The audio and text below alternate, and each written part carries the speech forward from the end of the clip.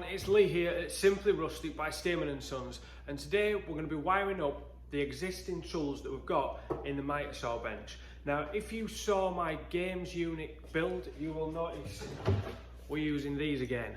Basically what these are is a bank of kettle switches, so we can have everything plugged into this running off one plug, not at the same time, mind. What it means is with the indicators you can see will all be labelled to what tool that is going to run within the bench, so you can flick on and flick off whichever tool you want to add power to and not have to be plugging things in and out all over the place. We're going to have quite a few things lined up along here that are going to need power, and it's just going to be a bit of a pain when we've only in the back of this bench we've just got one double socket. Over to the other side we do have another double socket, but instead of having cables running everywhere, we can have this bank just mounted to the underside of the workbench there, so you can just see that, and it just means we can just flick on. If we want to use the miter saw, we'll just flick the power on. It just makes life a lot easier for us, and it's not a big job to do this, but it's something that we'll share with you guys, because if you can take a bit away and maybe add something similar in your own workshops or sheds or garages, wherever you guys are working, this is the way forward.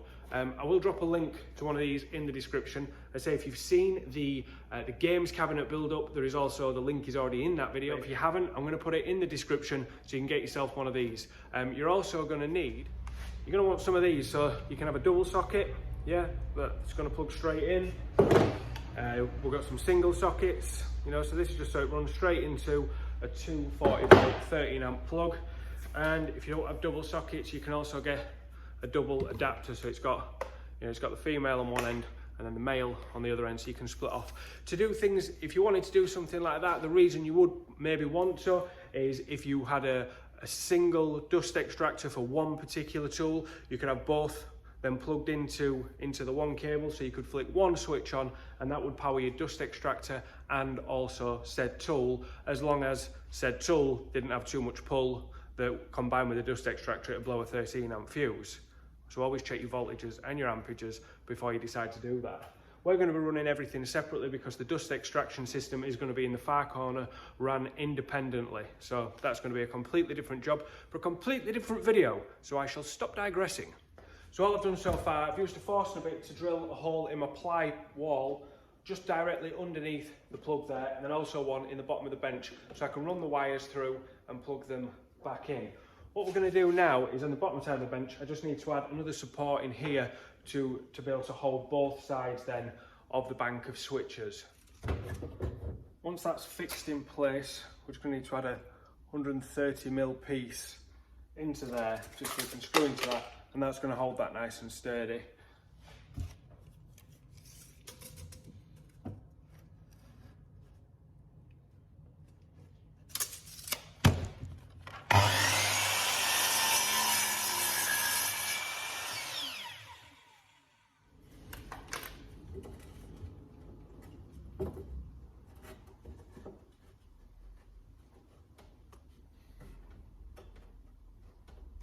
This doesn't really need any structural integrity. It's literally just to hold on to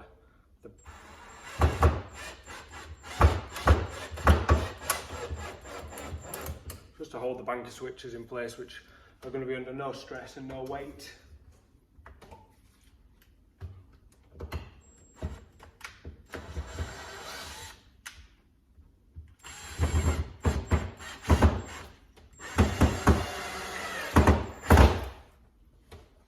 Maybe a little bit more than that though.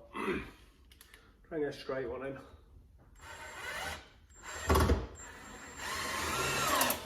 That's better. So now, that should fit perfectly, like I measured it. Just need a few screws in there.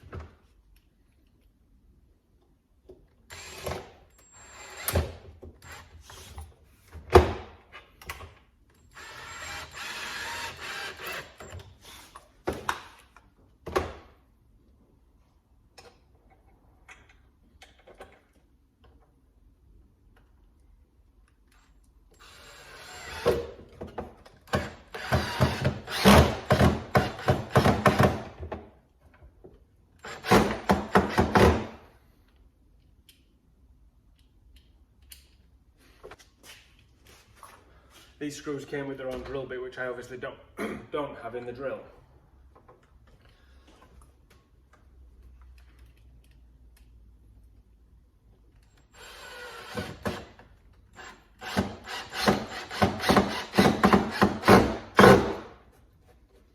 Life would be easier if I did.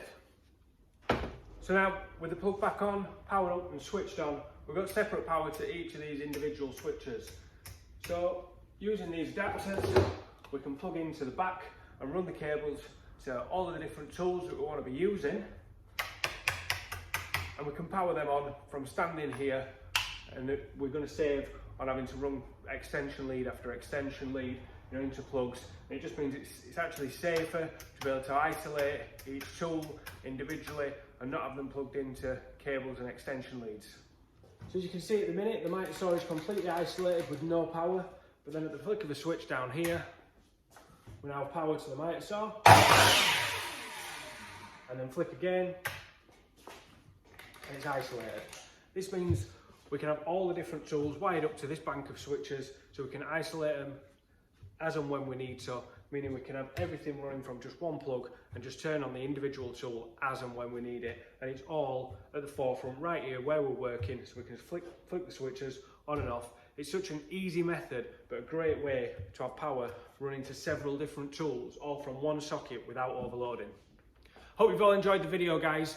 Don't forget, hit the subscribe button and that bell notification so you get notified as we continue the workshop build series. We've got a few more tool reviews to throw in between, but I can't wait to get on and actually finish the workshop off. Hope you enjoyed this little tip of how to isolate the power to all your separate tools, and maybe you can use this in your shed, your garage, your workshop. It is a really neat idea to be able to isolate all your individual tools and keep them all running from one plug without the fear of overloading.